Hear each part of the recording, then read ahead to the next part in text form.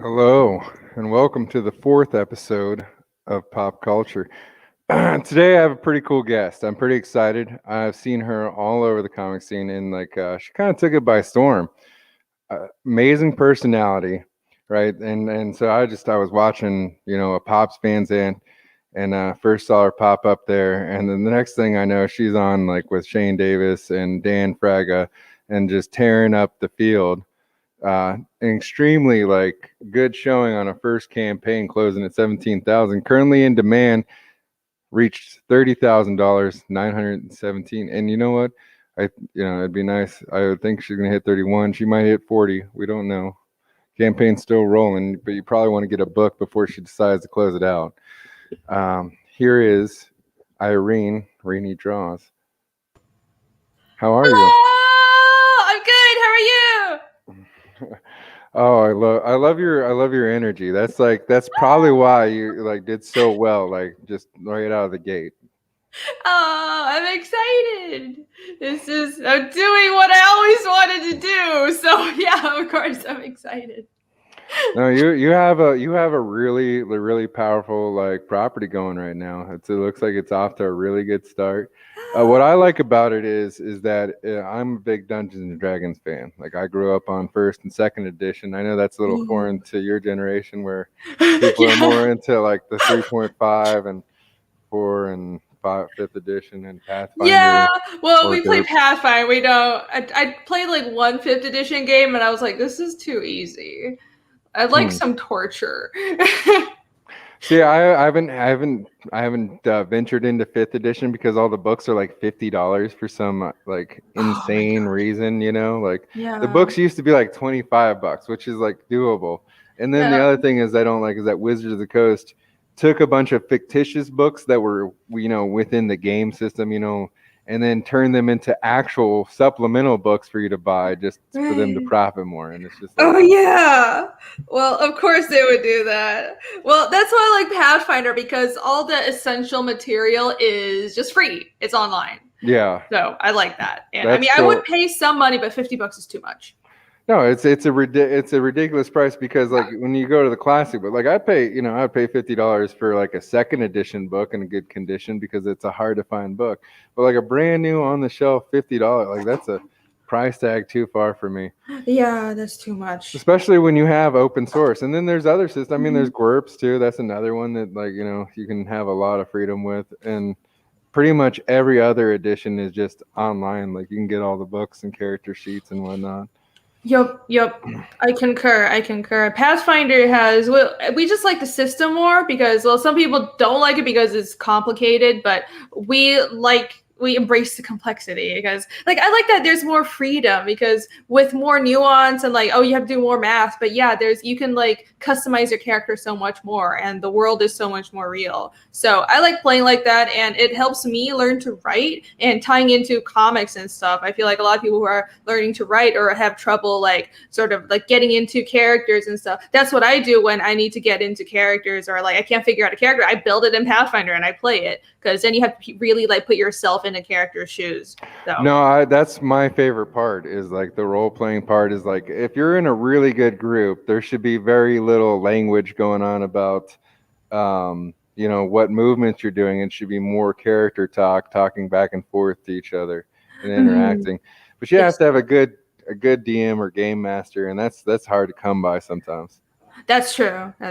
Yeah. You have to have someone that also is able to think on their feet, because every once in a while, when you're playing that random dice roll game, sometimes I know that I've DM'd some games and somebody rolled something by accident that destroyed my entire plan for the evening. I had a 3-hour script written out and done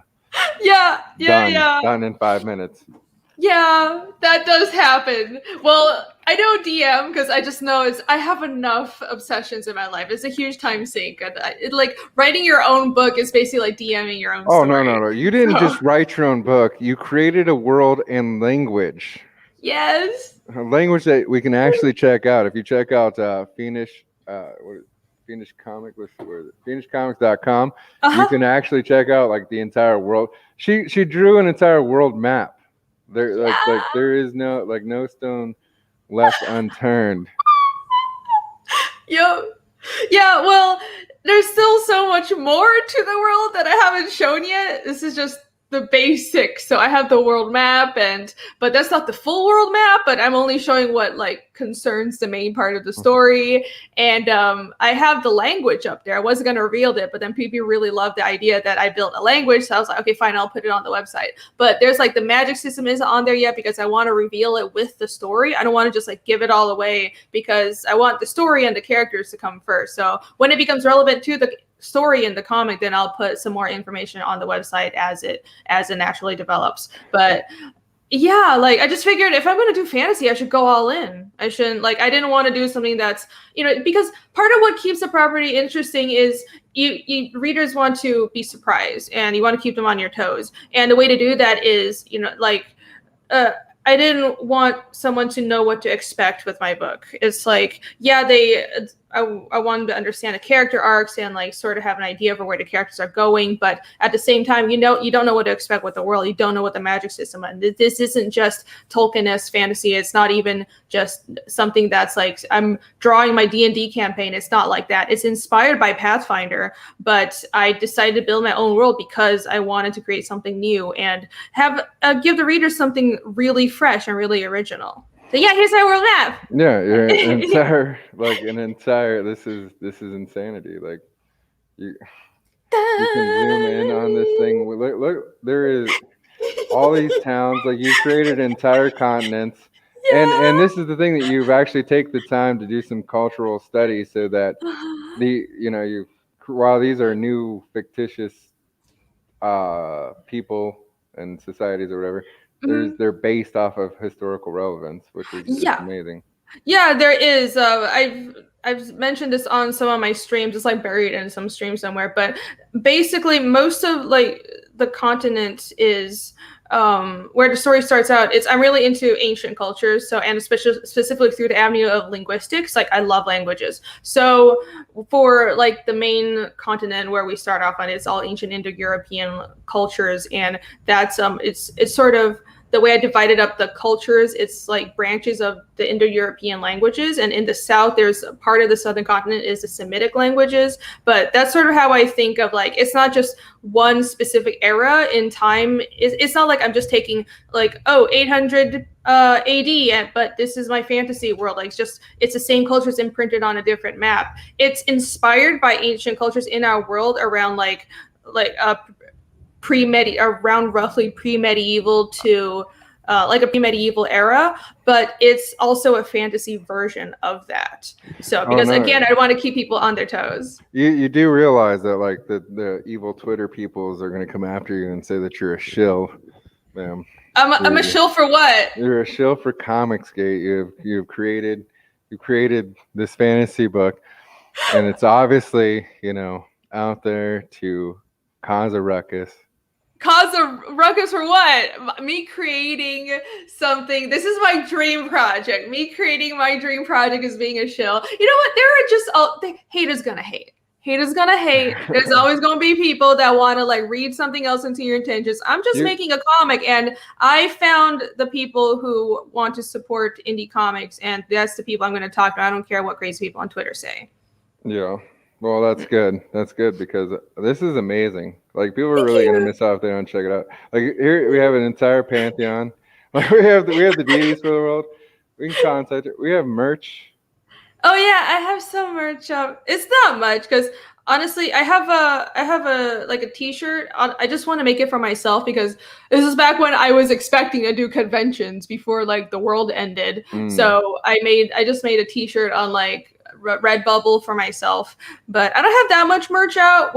But now that the books and the crowdfunding campaign is coming in, like after I fulfill the orders from IndieGoGo, I'm going to be putting like the supplemental items and the books on my own store for the comic. So that'll be like a merch store. Yep. So it's like I have a little acrylic standee that was one of the supplemental items, and I have stickers now. So yeah.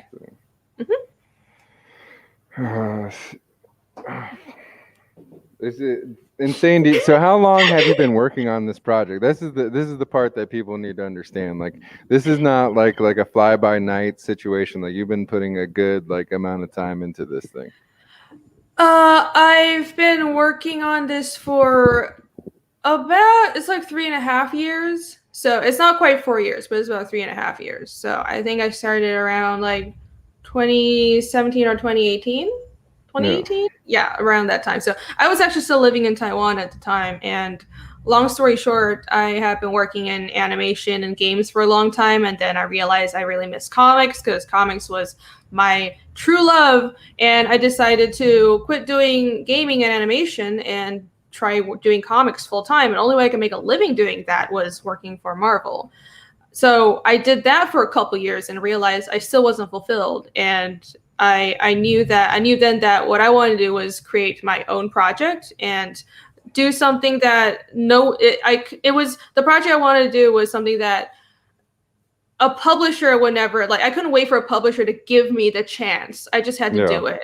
Like they weren't going to like, first of all, they were pigeonholing me into styles that weren't my own. Like for some reason, they kept on assigning me on YA books. And it was like this weird thing where every book I got was a female lead. And I was like, why?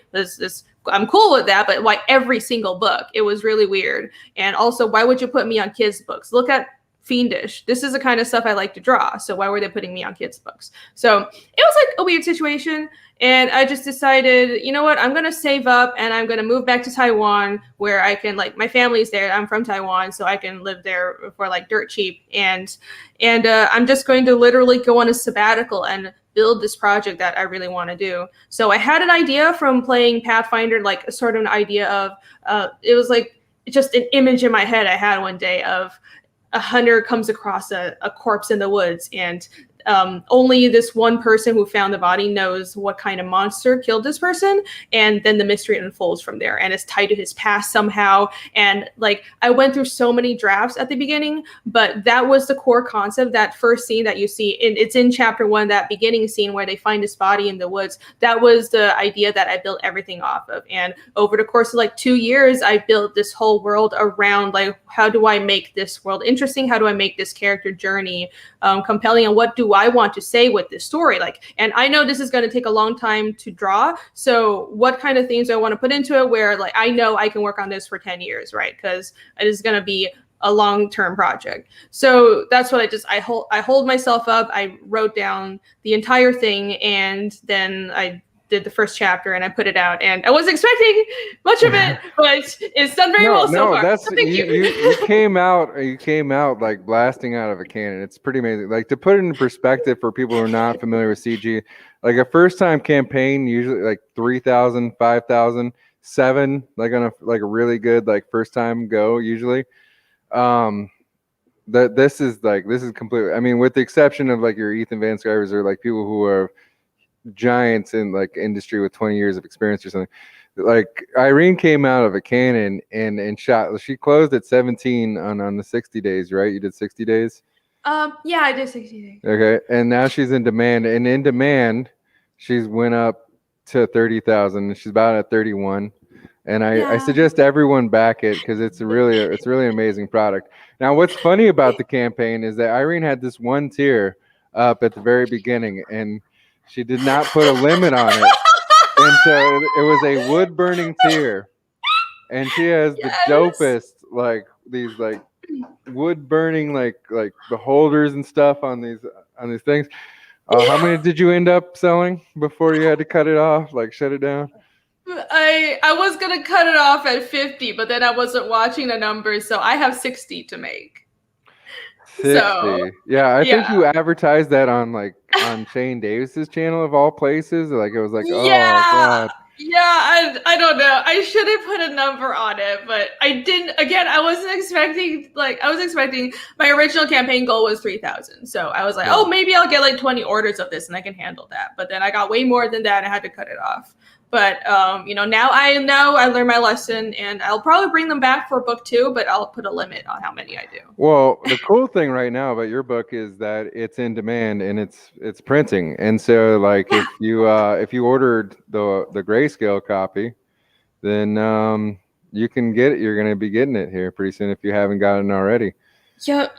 And here is the grayscale book. So I have 2 editions. Originally, the book was only going to be in grayscale, but the 10K stretch goal was to get it in color. So I figured, but when I decided to get it colored, so many people said they like how the grayscale looked that I decided to do 2 editions. So this is the grayscale book, and the whole thing is already printed. I'm already shipping this book out. So if you ordered just the grayscale book and or the art book, I have like an art book that I did in 2019, which is my first IndieGoGo project that I fulfilled back then. I have some like overprints, so that's an add-on item for this campaign. If you order just the grayscale and or the art book, I'm shipping those immediately. And right now we're just waiting for the colors to come in, and when those print, then the colors and the final shipment of like these demon standees and some like extra little items, So when those come in, then I can fulfill the rest of it. I would say you might want to, if you can, just back the retailer bulk perk, even if you're not, just because that secondary market, like, you know what I'm saying? Like, this is probably going to be one of those books that's going to be up there. Like, a lot of times CG book comes out, you don't get it, and then next thing you know, it's $100, $120, $130 or plus. Yeah, I mean, it would be cool if you want. I have a bulk retailer perk, so you can get it for much cheaper than you would just bought 10 copies, so you could just get 10 right out the bat. Yeah, you should do that. So this was the plasma. These are the plaques. These. Yeah. Oh my goodness. Yeah, those are sold out, but I'm keeping them up there just because they look cool. So. But you have 60 of them. Yeah. Well, I've got about 20 done, but I've had to put it on hold just because I'm trying to get a head start on chapter 2, and then I've been shipping books, so I've been really busy. But I'm doing them in like batches and stuff, and it's handleable. I'm getting faster at doing them, and I actually bought a new pyrography machine, like a new wood burning machine to do it. So I've been going faster, and it's a lot, but I can do it. Yeah, I got it. I'm used to not sleeping. Oh, you forgot you didn't add the 40K stretch goal. Irene said she would make a sandwich. Wait, what? Oh, okay. Well, since I'm 40K. shipping books, I'm not doing more stretch goals, but yes, at 40K, I'll make another sandwich. That's true. It's an unofficial stretch goal. Yep. It'll be a nice fat chicken sandwich with lettuce, and you'll be able to see the meat this time. It'll be great. Yep.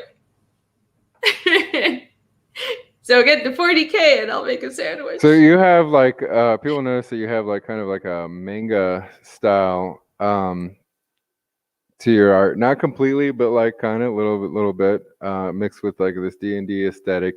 Where does your like inspiration for your art come from?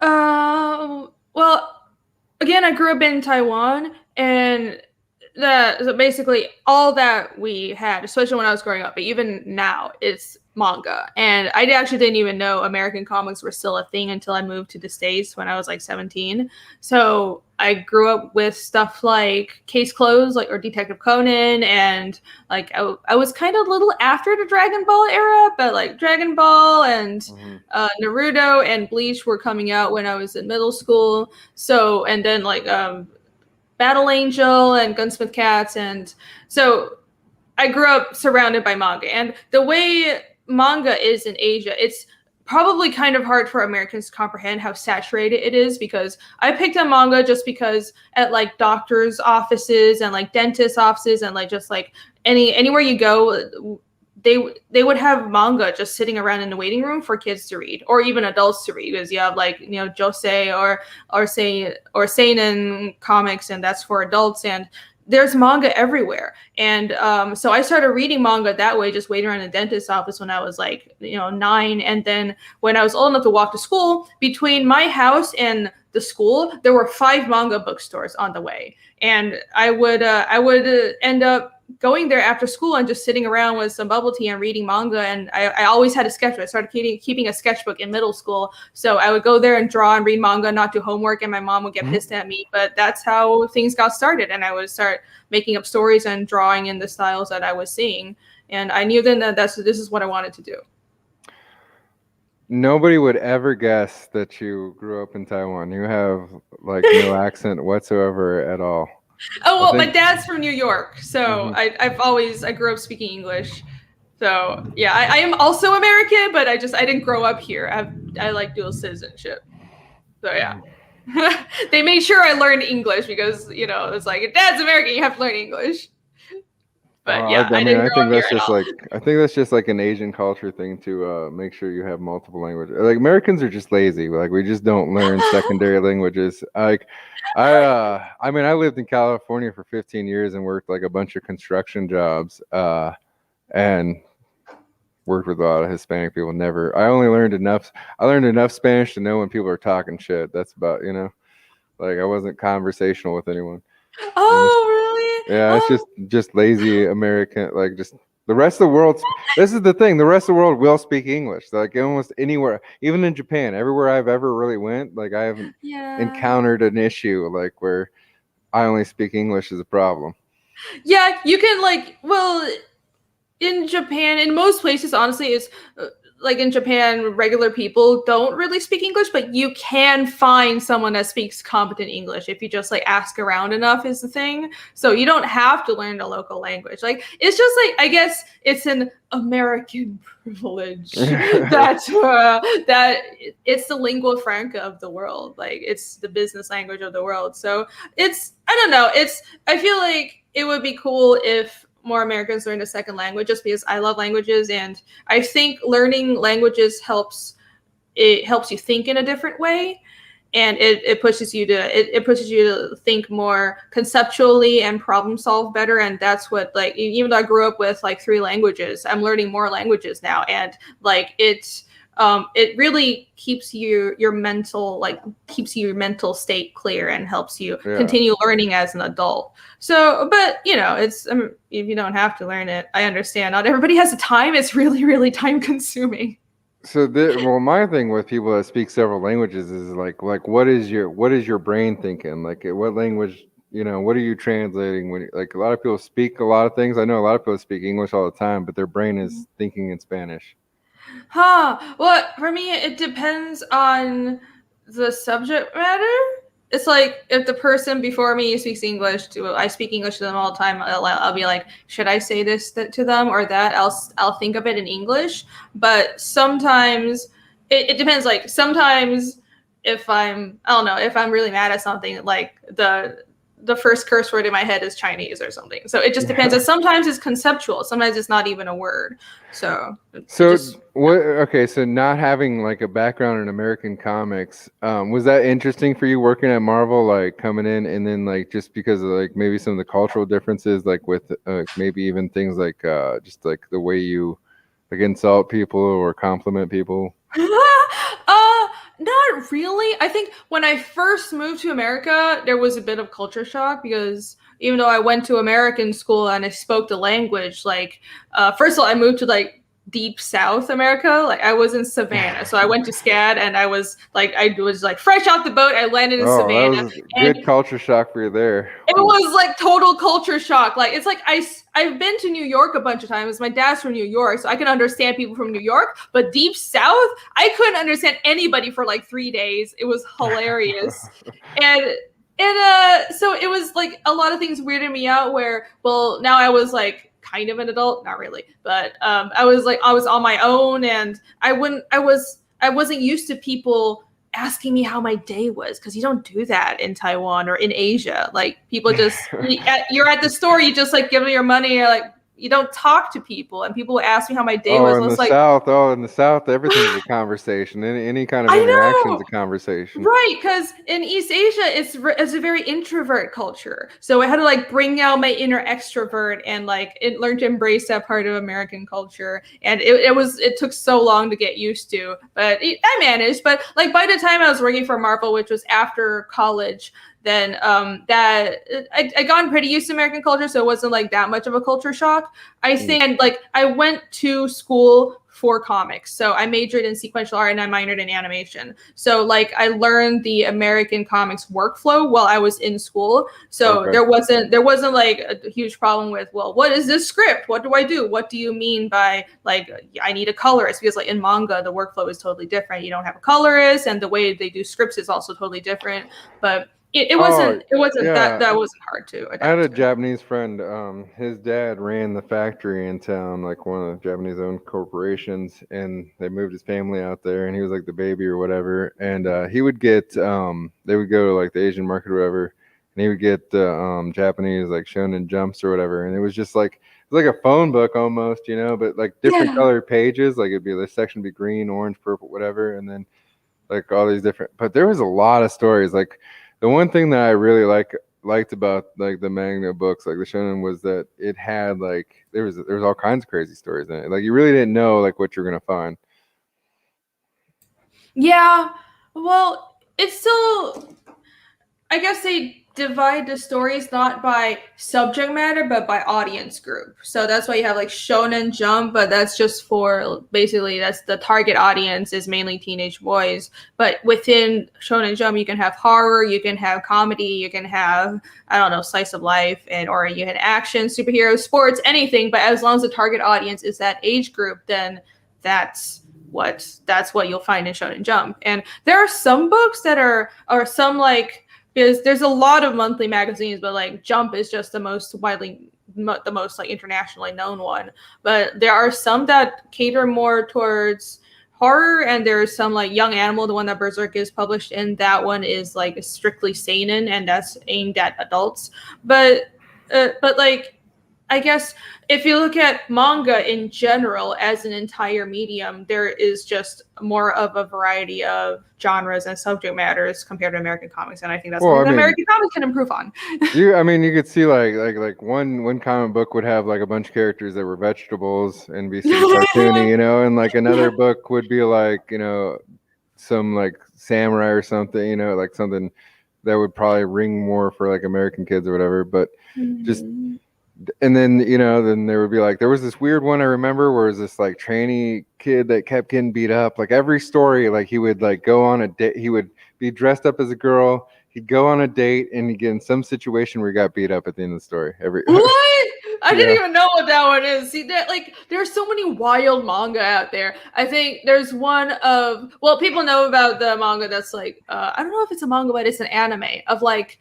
It's about blood platelets, and like it's like it's framed as it's a factory and all the characters are factory workers, but it's actually about like how your biology functions. So you have like red blood cells and then white blood cells, but they're like all working in a factory, and they're all trying to like make the shipments on time down the like production line, and it's really wild. And then there's another manga where it's Crimson something. It's about salmon. So it's like.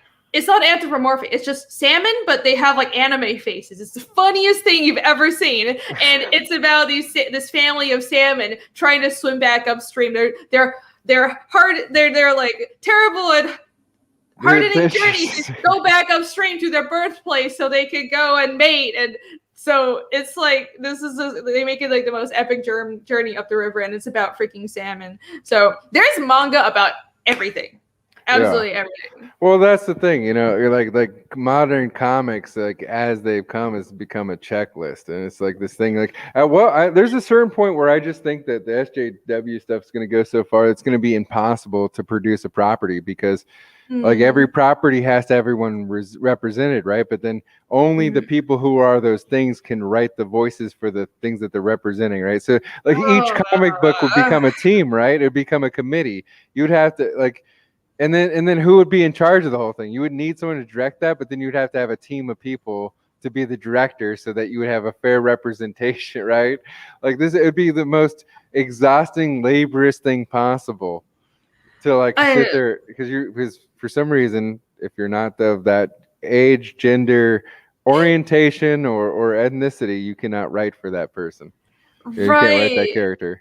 It just seems like they're trying to kill creativity. And I get that, it's if I'm writing someone who's not from my culture and or like who's really different from me, then I'm going to do my research. I'm going to try to be respectful and learn everything I can. But that doesn't mean like who's to say that I can't write someone who's not from my culture. Like the book I'm doing, nobody is from my culture. It's a whole fantasy world, but it's also based on a culture that I'm not from, because I'm actually not interested in writing things that are based in like Chinese culture. So like why is that bar there? You know, it's like people, I don't know, I feel like that's honestly, how is that different than segregation? It's just a new excuse for segregation. And the design by committee is the death of creativity, and so it's a really bad idea. Yeah. Well, I mean, if you didn't get to, then you wouldn't have created like if people were just, I mean, what would you have to do? You'd be like limited to like geisha stories and like tea ceremonies. Well, Like, I they'll mean, be like, like, well, they'd be like, oh, you're not Japanese. You have to stick to Chinese oh, stuff. yeah, I'd be that's like, right. all right, you guys, you guys are stupid. Yeah. Yeah. It's just a new excuse for like segregating people and dividing people. And it's like, yeah, we should be respectful of different cultures, but you know, I don't like anything that constrains creativity. I think more creativity and especially more people going independent and more people putting their ideas out, the better. So that's I don't know, if someone like writes something in a culture and they make a mistake, then just don't jump down their throats. Just inform them. There was a bunch of SJWs that jumped down like this little girl, this little tiny little child, like did a tea ceremony or whatever, right? Oh yeah, I've seen that happen like so many times. She did a tea ceremony. She recorded it. Yeah. A bunch of white liberals, a bunch of white people just started complaining about her doing it. And then there was an onslaught of like Japanese people saying, "Oh, you did a really good job." And that was very respectful of the culture. Right. And thank you for attempting to understand like our ceremonies and stuff. Who would have thought that people actually like seeing their culture appreciated by outsiders? And it's really cool to see people appreciate their culture by outsiders. And most normal people who are indoctrinated into some weird ideology that wants to divide people, like they like seeing people who are a fan of their culture. And it's okay if you make some mistakes because you weren't born into it, but if you're a fan of it, that's great. Like I'm not offended by people wearing qipao or whatever, and I'm not offended by people making like bad Chinese tattoos. Yeah. I'll just tell them like, oh, you're gonna have to correct that. But like, you're gonna have to correct it, or it says something different than what you think it says. Yeah, but it means you think my culture is cool. Like, why wouldn't you want that? It's cultural appreciation. And it's like that doesn't even occur to these people. They're just about policing what you can or can't do. It gets ridiculous, but like the thing is though, it takes away all adventure. It's like a world like that, like when you make a unified world where it's like one vision and everybody acts the same way, there's no adventure, there's nothing to learn, there's no reason to travel. You know, like the reason, like all these great adventure novels and like the 1800s and the early, you know what I mean, like and all these adventurers and stuff, like all that stuff, like because there was different cultures. Because you would go to the Middle East and you would have the sheiks and stuff. And you go to Asia and you would see, all this Asian, and then you go to Russia and it was completely different. And like you would go to.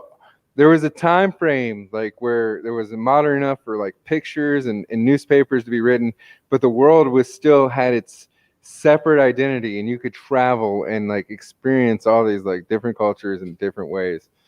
Like like different strokes for different folks. Like this thing of like everybody having to, just be stuck one way is ridiculous. I don't know. It's weird. Honestly, I feel like sometimes even people in that ideology don't know what they want. It's just about control. Because they'll be like, respect people's cultures, but then that only selectively applies to certain types of cultures. Well, my thing is also, if something's so important to you that you feel like it's underrepresented, then write it. And also, if somebody of a different culture writes it, don't stop them. Like, you know what I mean? Like you wanted the culture to be like, you're like, there's not enough Native American books. Okay. So if any person, you know what I mean? Like if someone from Germany who did extensive, research on it and stuff and has a really good understanding, and maybe even like flew over to America, like they want to write the book, let them write that's how it's going to, like it's how it gets out there. It's how people remember stuff. Yeah, what's funny now that you mentioned that, I actually did want to. It was a novel. I wasn't sure if I was going to make it a comic, but I was writing a story about that had a main character was half Native American, and it was set in like modern times, Mhm. and it was basically about it was the one thing I've done that was like I really liked it, and it was actually YA. It was for a young audience. It was like a little gory, but because I just like gory stuff. But it was like the protagonist was like a teenage girl, and I really liked the idea. It was about like a journey from Alaska to Boston across Canada, and something to do with she was traveling with a zombie companion. So I thought it was a really cool idea. But because she was half Native American, I was like, well, because I know Alaska has a lot of Native Americans. And so I was like, well, I should represent that, and let me try to do research about what like modern Native American life is in Alaska. So I found like through some connections, I had a friend who knew a friend who was working in Alaska teaching Native American kids. So I was like, hey, can you? I contacted them. I was like, can you tell me about what life is like there? Like what the town, what living in like the Alaskan outback is like, and blah, blah, blah. Like, what's the society like? Are there any problems? And then like, I got a lecture from, go figure, it was a white girl lecturing me about how I don't have a right to the culture, and I don't get to, like, she has to protect these kids from me. So I was a lot younger at the time, and now I wouldn't give a shit, but that was so disheartening to me. I was like just so shocked. I dropped that whole project. And I'd love to go back to it, but like, I mean, I don't see the problem with people writing anything that they want as long as they're being respectful and like doing their research right. Because then you're just constraining. There might be a really good story there, and you're just stopping that from ever coming out. Yeah, no, it's ridiculous. Well, the other thing is like they've attacked like sports teams and stuff. You know what I mean? And like they attacked like the Washington football team, which is now just the Washington football team. But like originally, like it was Native American tribes. It was like the official council for American Native tribes that approved it in the first place. And designed it, and now they just want to hijack it and like steal it, and it's so obnoxious. It's like, okay, well then this is how cultures disappear. Take away like these icons and stuff, like notable things, and that's how people forget about stuff. Yeah, it weirds me out because I understand if something is like super offensive, then then I don't want people to be offended.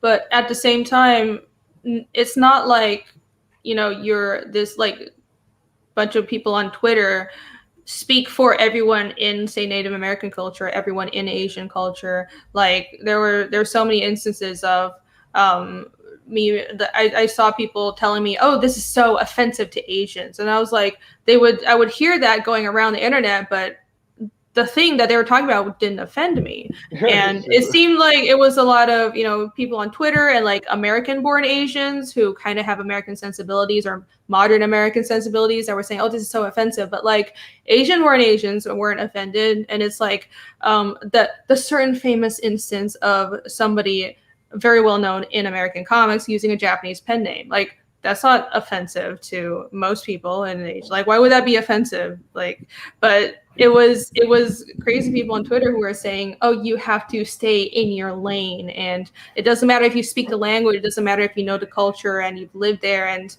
you can't even use a pen name that's in a different language. It doesn't matter if you have like a half Asian child. Like they would still. It doesn't. There's no like measure. I got blood. I almost really died and had a blood transfusion. It's really weird, but I kind of like I enjoy kind of like messing with those people because I'm mixed, and it drives them up the wall, like mixed kids, because there's like, what rules apply to you? Oh no, we can't control you. So I'm like, I don't know. They'll tell me, oh, when I have opinion that they like, they'll just say, oh yeah, you're an oppressed minority, you need our help. But then when I have an opinion they don't like, they just call me white. But then I'll be like, no, I'm not, I'm Jewish, which I am. I'm Jewish and Asian, so what are you gonna do? These people are crazy. Hey, look, I'm double oppressed by American terms. I'm so oppressed. Yeah. I don't know. Man, I just don't like anything that constrains creativity, We need more creativity, not less. That's the thing, and it's because I think they did the same thing. They tried to do that stuff like Mortal Kombat and stuff like with the name. I'm like, okay, go ahead and pick it apart, like whatever. And the other thing that they're doing now is just like they're destroying the thing of a superhero. I'm sorry, but I don't want a superhero. I want a fantastical adventure. I want somebody that's like going to do something. You know what I mean? Like I can have a bad attitude. I can have a moody. I don't need 3 pages of dialogue of you telling me like about your fucking day. Like I read a comic book for the action.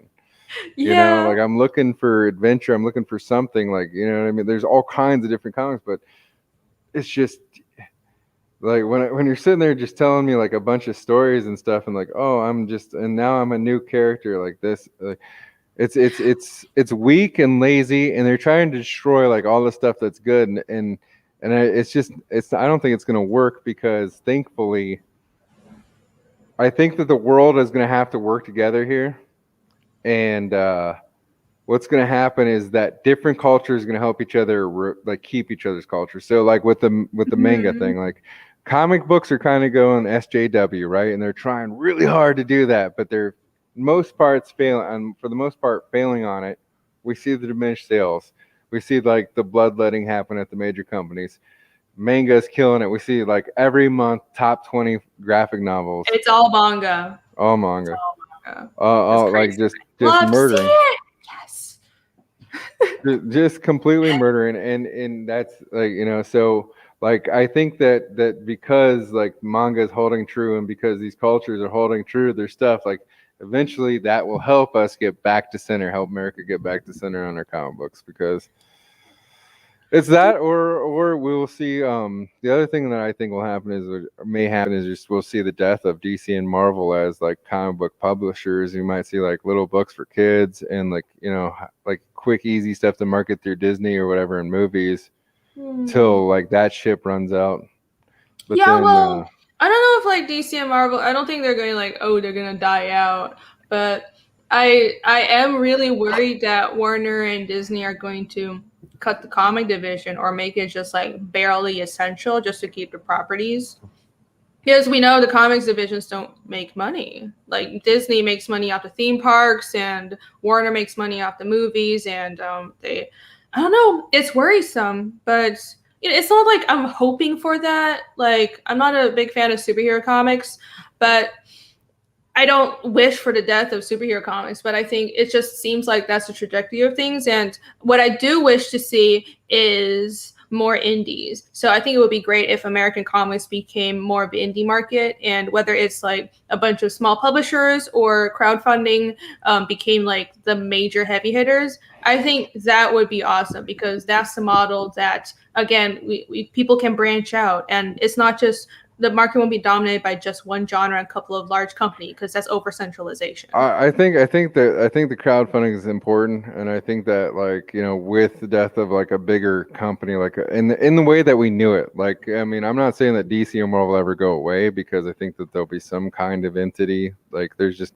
I mean, like Batman will always sell, but I think that like we'll see the rise like of indie comics, but what we need to do is break out of just the CG market, you know, because like even the best campaigns aren't breaking it. It's not like there's 20 or 30 or even 50 or 100,000 people, right? There's Mhm. 350 million people in just America, but CG projects cover America, Australia, there's CG Japan, you know, there's England, there's like bunch of, like you said, we were talking earlier, South American like CG Yeah. artists and stuff. Like there's, so I mean, we're like all over the world, but the books need to get out to the masses. They need to be seen. Like that's, exposure is the problem. Yeah, yeah, that is true. But I think that's just because probably crowdfunding comics has reached a cap for marketing on just crowdfunding websites and YouTube. Mm-hmm. And we talked about this a bit in the pre-show. But what I've been thinking of doing is we should go international because I realize it doesn't cost that much to translate a book. And it used to be in the old publishing model, your publisher handled the translation, so you had to do really well domestically, and then the publisher would decide, okay, now we can afford an international print run, so let's get the book translated. But if you're just getting the book translated, the translation fee and like not doing a print run as first, because that's not what I'm doing. I'm doing digital releases in other languages. It doesn't cost that much. That's completely affordable for like one person. If you had a successful IndieGoGo campaign, you can do that. So I'm getting my book translated into Japanese first, and I'm looking into a Spanish translation as well. And I'm going to do digital releases. And I have friends in Japan and South America. I'm going to ask around about what digital platforms are the best for my kind of genre, for my kind of work. Yeah. And I feel like, even if there's only a small audience that I gain from that, it's an audience. Well, It's that's still a new avenue to find people to read books. that's all. I mean, that's all you need Mhm. is a small group. Like, I mean, it really. I mean, if you have like a consistent, you build a nice, consistent, small following, it doesn't take that many people if you're, doing the work and putting out product to like make a good living. Mhm.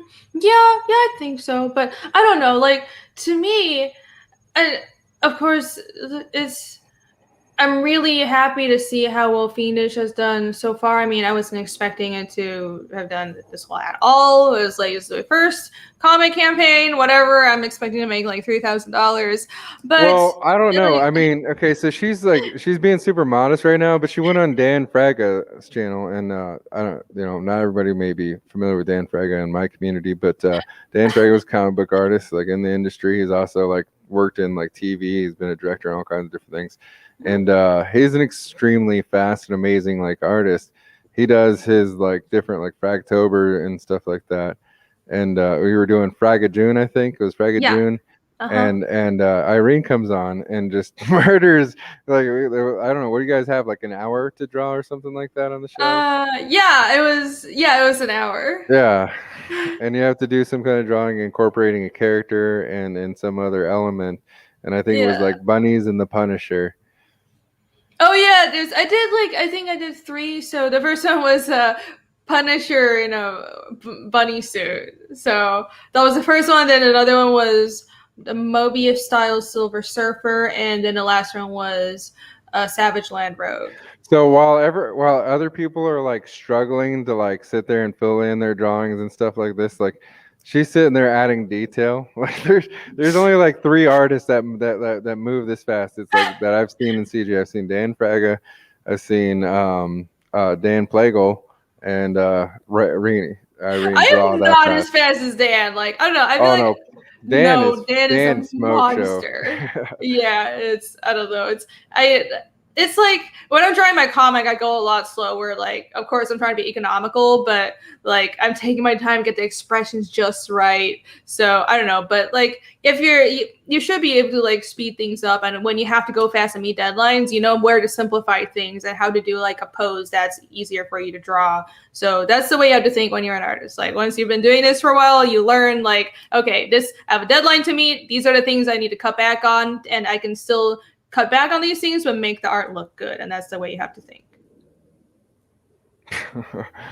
Oh man, the audience is loving you, man. They have a lot of Oh yay! What? no one, No. no one expected. They're just giving me shit. Oh, hello. Hi, chat. But yeah, it was really cool to go on Fragment June, and I don't know. It's, yeah, I'm really grateful for the success that Phoenix has done so far. But really, to be honest, like, I still think that really the competition for indie books and all these books on IndieGoGo, it's stuff like Demon Slayer. That's our Yeah. real competition. So how do we get there? And I feel like that's how we should be thinking. And Well, it's not just having corporate backing, it's something more. It is getting the work in front of eyes, because I think that's the biggest challenge that we have. well, I think that with crowdfunding, you can prove an audience, you can prove like a marketability for sure, and there should be look to like making some deals now. Like, I don't know. I mean, maybe Diamond would be in the market since they've lost the big two, and you know Yeah. what I mean. Like the might be something, but like I don't like it. It might be advantageous to like see if some CG work. People can work their way into Barnes and Noble or something. Yeah, that would be It's interesting. because it's having the eyes on the product. I mean, that's like the biggest thing that like you've seen like it doesn't. You can be on a stream like Pops Van Sant. You can pick up 15 people from that, and there'd be two people in the audience when it's going on. But it's Yeah. just like it's literally just the exposure. A little bit of exposure can like blow up into a lot. Yeah, that's true. That's true. And yeah, I think The one thing that I'm a little reticent to be under another publisher because I have my own publishing company and I want to stay independent. I really Mhm. really it's important for me to have control over my own projects, but I don't think that doesn't mean that you can't be in Barnes and Nobles. It just all you have to do you need to have good product. Of course, that's the most important thing. And if people like your product, that means they're going to back your book on crowdfunding. You're going to have the funds to do stuff like get an ISBN. And once you get an ISBN, that is the first that opens the door to being in bookstores and like being in Diamond and all that other stuff. And you can take care of that. It just takes time, but like having a good product is a first step. You don't need to rely on Image or any publisher anymore. That's with the internet and with how accessible things are in the modern day. I think we're what we're doing here is a new business model for comics, and I love to see it because it's independence. I like independence. Yeah. I want to No, do it's these amazing. my own Well, way. also the cool thing is, like we'll see, you'll really know like how good your comic was, like when you go to launch your second project and you see like the turnaround, I know. And I'm really nervous about that now because it's like, okay, yeah, this book did well, but it's like I hope I don't like make less on my second book because that would be so sad. It's typically not the case. So you know what I mean. I would expect to see it probably about the same. But also Fragtober's coming up, right? So like that's the crazy thing. Irene's fulfilling this one and like doing all these plaques and stuff, and she's also working on the second chapter. Oh yeah. I don't know because I can't wait to get the story out. I just want to like I don't know. I'm just doing everything at once, and I should probably like focus on getting the plaques done. But the color book isn't printing yet, so like I'm like there's a bit of a lull. I just want to get the pencils for chapter 2 out because the thing is I want to launch the campaign for chapter 2 sooner than later. So I'm trying to get like the layouts done. So once the layouts and the pencils are done, then I'll be able to tell, okay, these are the pages that look really cool and I'm going to finish those first so I can put that on a campaign and I can have chapter 2 at least like a sign up on for it because I want people to know like chapter 2 is coming. This is where you can get it. If you like chapter 1, like immediately, okay, you can click over here, sign up, or you can back it early. Yeah.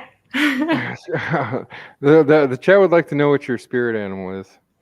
And Spirit Jersey animal? Girl sub to you. Oh, thank you. You're awesome. Thank you, Jersey Girl. What is my spirit animal? I don't know. Yeah. I have so many. Coffee? I drink way too much coffee. Yeah, I'm not sure. I've never been asked that question. Well, Doc Shocker, this is pretty simple. If you check the description of this very show, you will find the links for her website, Rainy Draws. You will find the Feindish website. You will find a link to the IndieGoGo, Twitter, YouTube. They can all be found in the description. But we'll go real quick. Share screen. Thank you. Yeah, the IndieGoGo it's still in demand. I'll have it in demand until chapter 2 goes up. So yep, here it is. Let's play the trailer. Okay.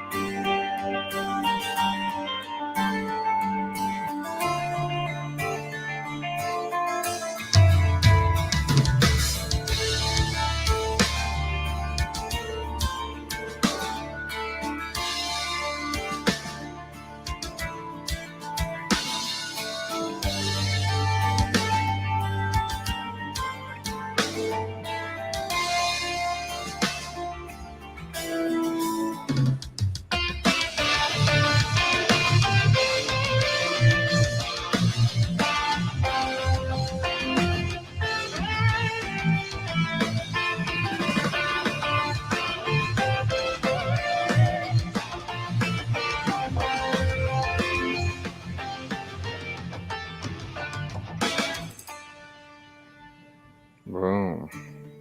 Yay! There it is. Yay! So you can go to IndieGoGo and you can look up the project Feindish, and actually you can just like click it because I have it in the description. So you can just click that. And if you want a book like right now, the grayscales are have come in from the printers and they've been shipping out. So like, Yep, they're right here. Yep. But back once, back twice, back 3 times, friend. You should. Yes, back once, back twice, back. What do I say? Back 3 times a lady. I don't know what that means, but that's what he says. But and yeah, I have this. The grayscale book is already printed. It ships immediately, but the colors are in the process of being done, and I updated the campaign with the color, some of the color pages actually, so you can see how the colors are coming along. Only on IndieGoGo, right? Yes, only on IndieGoGo. Da da da. But the other cool thing about though is like comic books is not your only gig, and you have a website. Yeah, I do a lot of things. Yeah. So, well, like I mentioned, I majored in sequential art, but I minored in animation, and I ended up right after college. Well, it was a weird situation where when I was still a senior in college, I did my first job for Marvel, but then I realized that I couldn't really make money doing this, and I really needed to pay the rent because I moved to America all on my own. I had to support myself, so I got a job straight out of college doing animation. So I kind of jumped around doing animation and games for like 6 years or so, and so I have, like you see in my portfolio, a lot of experience doing that. I did mobile games. I've done corporate art and a bunch of other stuff, and I do like basic animation. I did the trailer myself, and I've done storyboarding, character designs, background designs for animation. I can do After Effects, and I've done like gaming assets and like casino games. So a lot of things, but my true love is comics, and that's why I'm here. All these things that can make me money, I don't want it because I just want to draw comics. She's just a girl with a dream trying yes, to draw comics. I'm just a girl with a dream. I think you're killing it. I think you're doing a really good job. Like you're a talented artist. You're very you're an amazing guest. You're getting the best reaction for sure. Oh, cool. Hi. I like your name. They're saying kick me from the panel. No, they don't want me. They just want to feature you. No. Yes. Thank she you. is really good. Thank you. Evil samurai. Jesus as a ninja fighting. Well, then, sir, you should watch Fragtober and make that suggestion on Twitter to Dan Fraga, and maybe you'll see Irene draw that. That would be cool. I would draw that. That sounds fun. Yeah. I was thinking about doing like another show, but like I don't know. I feel like I should like sell this idea to someone else. Maybe like it would probably work out better for you. But I was gonna but I think the show should be called Drawing Greatness, right? And what it is that the host has different artists come on, and the whole show is that they're talking to the host, and then they draw the host, which is the greatness, drawing greatness. Well, I wouldn't want. That would be the whole joke about the thing. That would be funny, but I don't want. I don't know. That would be weird. I don't want to make people draw me. Draw my characters. I like it when people draw my characters. That's great. Yeah. Screenshot that. No, what? No. Draw my characters. Yes. If people did want to draw your characters and submit them on to the Twitters, I think that would be much appreciated. I think Irene would love to see that. Yeah, I retweet. I've gotten some fan art already for Feindish, which is awesome, and I always retweet fan art, so it's much appreciated. Has anything made you jealous? Jealous, like someone else? Yeah, like that they drew like one of your characters like better than you almost or something. No, not yet. But I mean, yeah, not yet. I like how I draw my characters. I'm sure there will be like, I don't know, someone like super amazing I mean, I would be honored. I wouldn't be jealous. Not how I roll. I support good art. When I see good art, I it's nothing but love. So Fiendish. So how about we get like the Irene breakdown of Fiendish of what chapter 1, like what to expect out of chapter 1 that is shipping currently.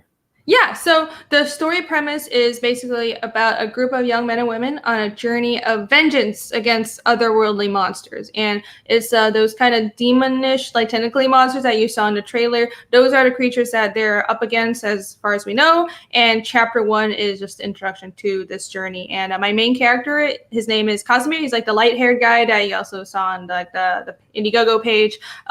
His story is when he was a young boy, his hometown was destroyed by these mysterious demonic creatures. And even though it's a fantasy world, nobody has seen these creatures before. Nobody knows where they come from. Nobody knows how they came about. And they destroyed this town and then they just disappeared. And they just seem to vanish from the earth. And as far as he knows, he's the only survivor. So he ran away and he grew up somewhere else. He grew up far, far away, and he tried to forget about his past until at the beginning of chapter 1 in my story, when he's an adult, one of these creatures resurfaces in the woods and kills again. So now he realizes, well, these monsters are back. It was an illusion. These things from my memory are real. So I can't run away anymore. It's been so many years and I have to go back, revisit my past and figure out where these monsters are from. And he knows that he has the best chance at figuring out the truth behind this mystery and finding out what brought these creatures about. So he takes that upon himself along with some like-minded individuals.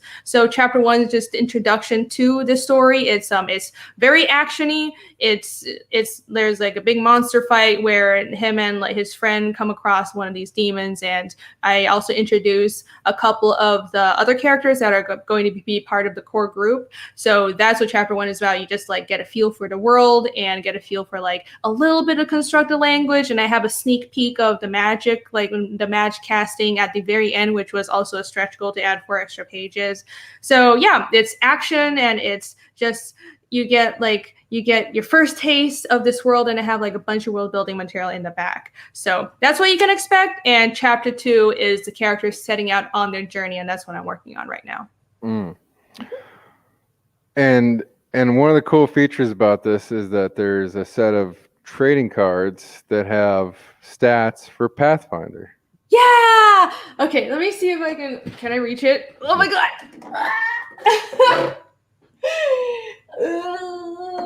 Yes, I can get it. Wait. Oh no. Where are my cards? I can't get them. I don't know where they are. Oh no, wait. Okay, I want to show people them. So hold on. Okay. All right. Okay. So yeah, so I'm a huge Pathfinder player, and I want to make Feindish a spin-off of Pathfinder eventually. So it's going to be its own TTRPG, but it's going to be based on the Roll20 gaming system, and I think we're going to start out with it as like a skin of Pathfinder, just like Psionics or something. But it's going to eventually develop in its own entire game because my magic system is completely different, and I have a different. It's just my magic system is completely different. So like. But not just like, oh, the spells are different, but in my world, the type of magic that a character can cast depends on their species. So like humans and orcs would have completely different types of magic, and that's like a big thing for my world. So I'm slowly building this on the back end, just like whenever is necessary, and the trading cards are part of that project. So I'm not going to zoom in too much because this is only for information for backers, but you can see I have like mini character sheets on the back of these trading cards. And if you do play Pathfinder D&D, you can take one of these cards, and this is enough information for you to plug the characters into the game and play it. And not only can you play as Casimir and Iskal and Yomi, which are 3 characters in my core group, but I have the monster statted out. So if you really want to torture your players, get this card and plug the monster into the game, and I'm sure they're going to really hate you. So yeah. Oh, and here's I don't know if you can see there's clear pictures of the art in the you also updates. made like a little pop out for the campaign too, right?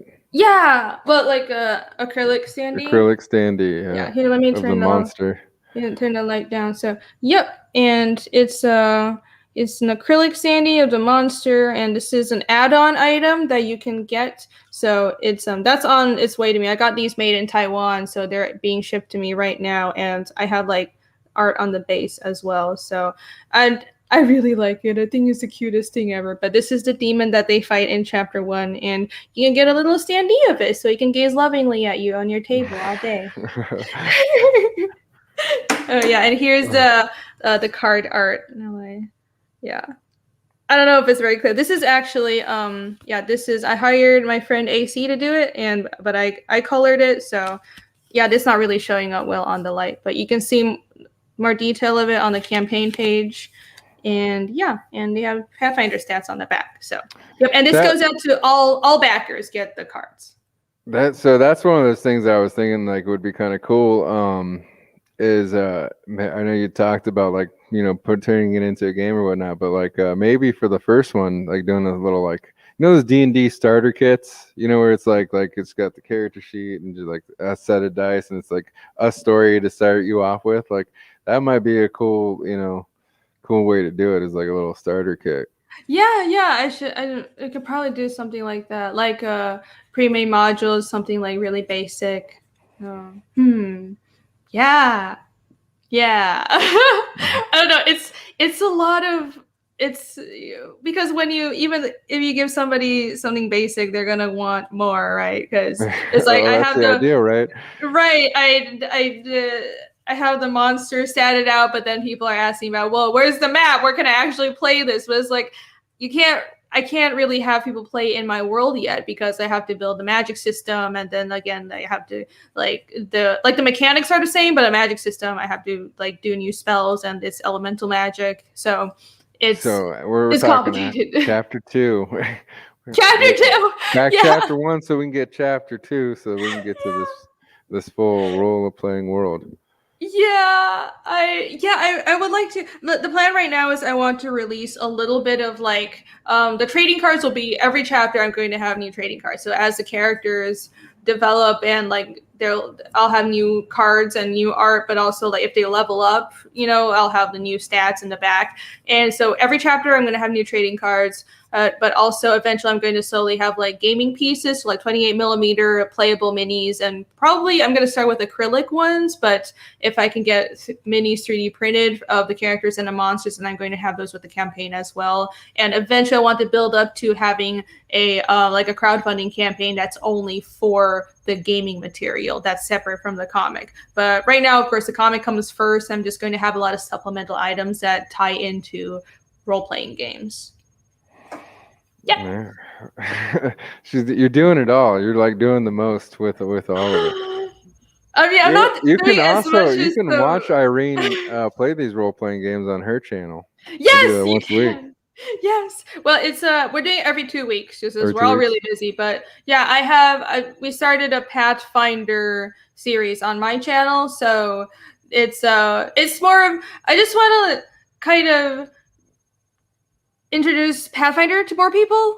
Like I was like, how do I say it? But because I think more people play D&D, or D&D is better known, but we really prefer Pathfinder. So on my channel, we started like a level 1 campaign with Vinny Tardamella and Sugar Chris, who also has a comic promotion channel. And it's a group of like, we're all comic artists, and Nick My Colors is a GM. So we're starting out a level 1 campaign, and I don't know how far we're going to take it, but we might do a few of these like low level campaigns and like rope in some other comics people just to introduce them to the game and just to show people how it goes. So if you want to see myself and my team and some other people do goofy voices and I wear a beard on my current campaign, I'm sure you'll love that. Then come to my channel, and every other Sunday is my Pathfinder stream.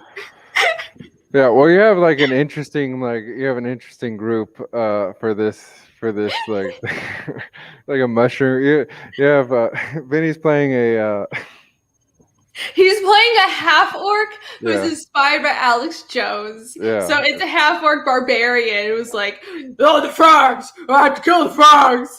Like, that's his whole character. And then Chris's character is, he went all in. So he's never played Pathfinder before, but he's played other role-playing games, and he just like immediately, as soon as we invited him, he just like did his own research, and he's like, oh, I really want to build a mushroom person. Can I do a custom race? So we did a custom race build for him, and he's a mushroom leshy, but not the Pathfinder, like the standard one. Like Nick helped him build a custom, like a whole custom one, and he's a mushroom leshy. That's a druid, like a leshy druid. So he's a leshy with like a leshy companion, and he's like a little talking mushroom man, basically. And my character is a druid, but he's his whole concept is he's a druggie who is also really poor, so he grows his like herbs and like psychedelic drugs in his beard, and he has a giant beard that just like reaches down to his belly, and it's just filled with mosses and plants, and he grows like all kinds of stuff in it, and the Chris's mushroom character lives in my beard.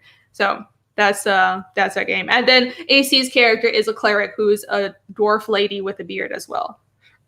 So yeah, it's fun. And then we spent last Sunday killing jackals, and I was very upset because I didn't want to kill the jackals. But oh well, we have murder hobos on our team, I suppose.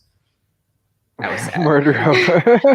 I mean, we had the Alex Jones half orc, so he insisted on killing the jackal puppies, but I didn't want to kill them. Oh well. What's done is done. So yeah, come join us next Sunday. Will be our next stream. So come find out how that module ends next Sunday. It's wild.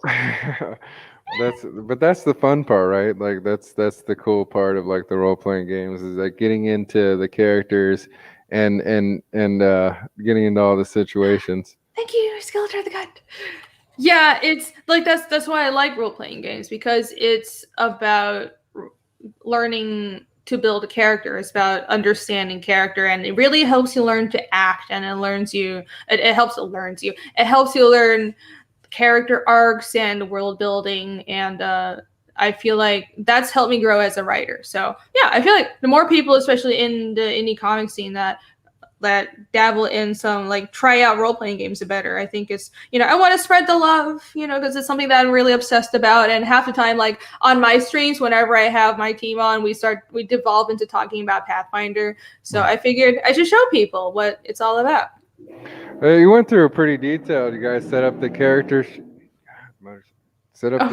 sheets and all kinds of things. Like, you guys got into the nitty gritty of it. Yeah, well, we did a first session where we walked the new players. So Vinny and Chris are new players, but we did a live stream where we walked them, but also the chat through how to build a character sheet. So that was our first stream, and I have a playlist on my channel, so you can just go click on the playlist. And then the second time we started actually playing the module, because like we know Pathfinder is complicated, especially if you're a newbie, and it's a lot of work to fill out the character sheet, and not everything is clear. It's not like, well, where do you find a trait? So we walked everyone through, okay, this is the traits, and this is how you calculate. This is the place on the website where you find the traits, and then here's the skill points. This is what skill points are, and this is where you find the skill points. But if you take a certain trait, it would modify your skill points. So this is what you have to do. And so we walked everybody through it, because it's really complicated, and it's not like the instructions are right there. And we actually have our own like automated PDF character sheet that we have linked that people can use. It's just like an open source thing that AC made that makes things a lot easier for people who want to start out playing this game. So yeah, if you're completely new to Pathfinder and you just want to find out what it's about, you can watch our character building stream, and then our modules. And I think that's a pretty good introduction, because it's like we're starting at level 1. The whole point of what I'm doing is like not to do a super long campaign and have people have to follow the whole thing. The whole point of me doing these streams is to introduce new people. So I want to make it accessible for new players who are interested. So we got a couple of questions from the audience.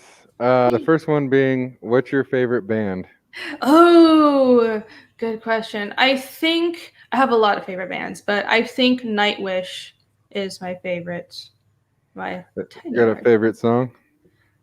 I really like Nemo, but they did a vocal version of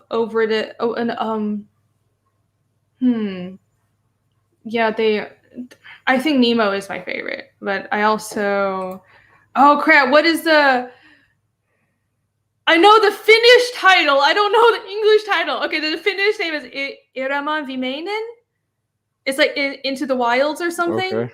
Yeah, because the title is in Finnish, and I think it translated as Into the Wilds. But it's an instrumental on the album, but on YouTube you can find it. They did a version with a vocalist that's not the regular vocalist, but it's a vocal version of it, and it's beautiful. Like it's kind of like my theme song for Feindish. Like Nemo and that song and Iraman Vimeinen are like a couple of songs I listen to over and over again. I just feel like this is my theme song for my comic. But I also really like Word Runa. I listen to a lot of like old Nordic stuff, and Word Runa is one of my favorites. So one of their newer songs, Lifjaberg, is another one that is like, oh, this is like the theme song for my comic. So I like them, and a couple of metal bands I like in this moment.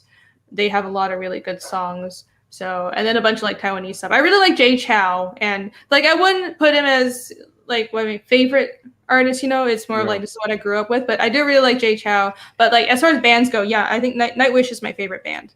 There we go. I like symphonic metal stuff and loud. Symphonic, loud metal. Yes. I think people expect you to say like some kind of K-pop band or something. They're like waiting for. No, I like loud music. I know some K-pop, but I most of like. Yeah, I like rock, and then she's like, no, I like the rock, I like the blood. Like you're pegging me all wrong. Stop it.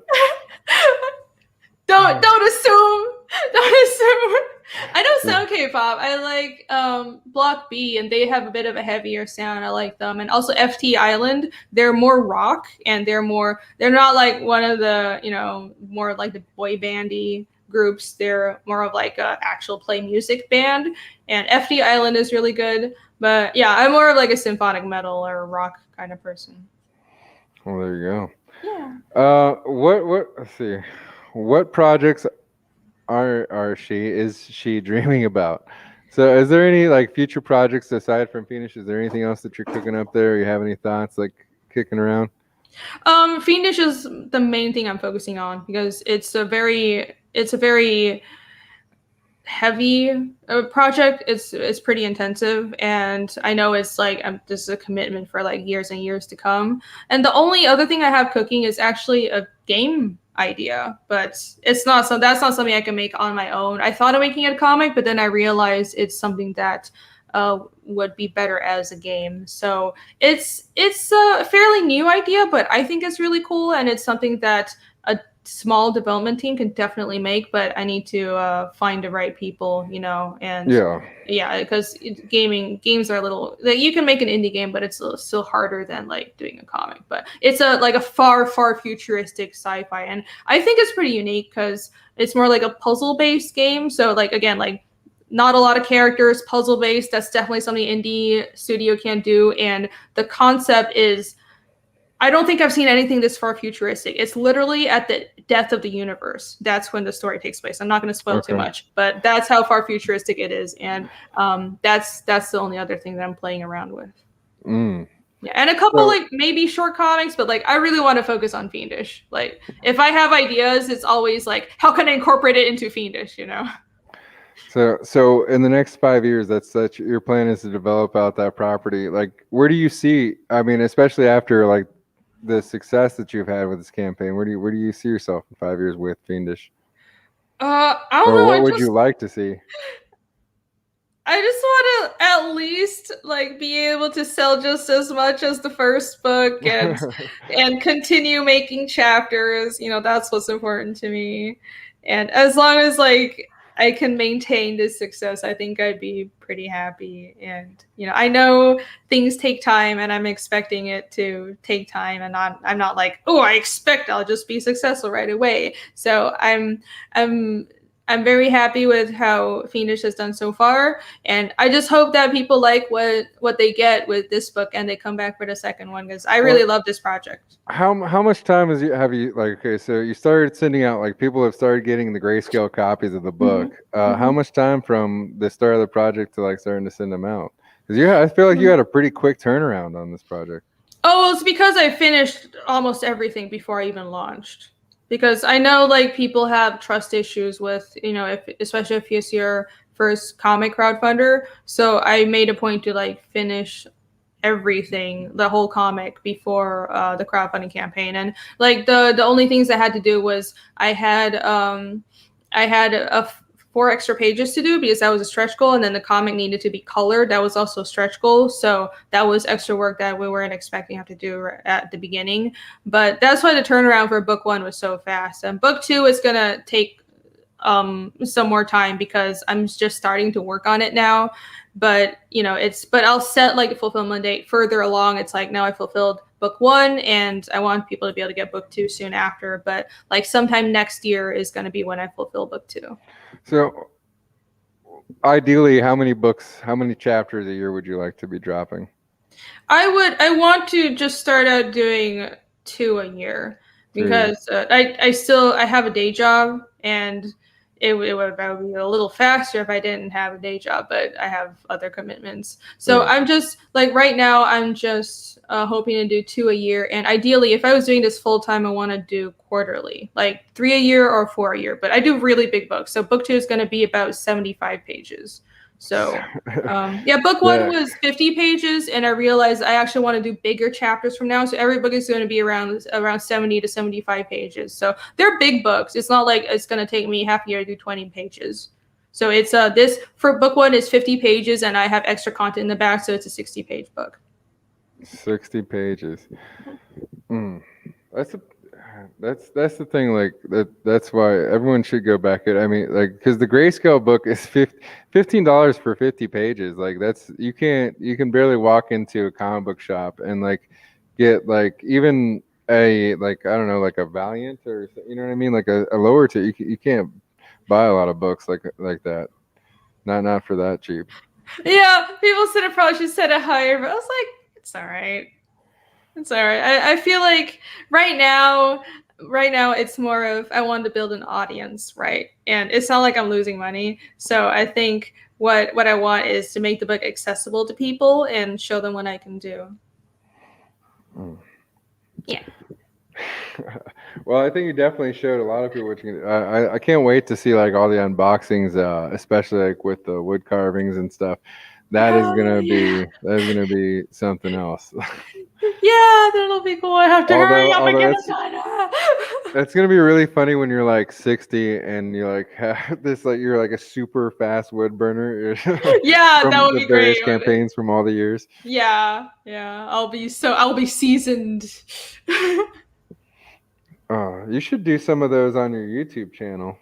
I should. I've been told I should do that, so I will. I'll have to like figure out how to set it up because or like a time lapse of the entire project, like from beginning. Yeah, I'm like, should I do a stream or should I tape it and then just speed it up? But like my workstation is like not at my computer. But people have been saying they wanted to see the process for that. So yeah, I'm gonna do some streams of that and some more art streams or like time lapse streams for art as well. So that's gonna happen. So how do you? So we have a question. What is your creative process, and also what is your go-to for? Do you even have an issue with writer's block ever, or how do you work out your process of like creating, getting into the mood and doing the thing? I feel like I don't know. I'm always in the mood to create. It's just, I don't have trouble with that. You don't have a process or anything, or no, I'm always I don't know. I'm never like not thinking about this stuff. Yeah, I don't know. I'll be like in line at the post office, and I'm thinking of like what to do for next chapter, and I'm thinking of scenes in the comic, and I don't really have writer's block, and hopefully it stays this way. Yeah. But like of course that doesn't mean I don't run into trouble with writing. Like most of the trouble I run into is like for chapter 2, I just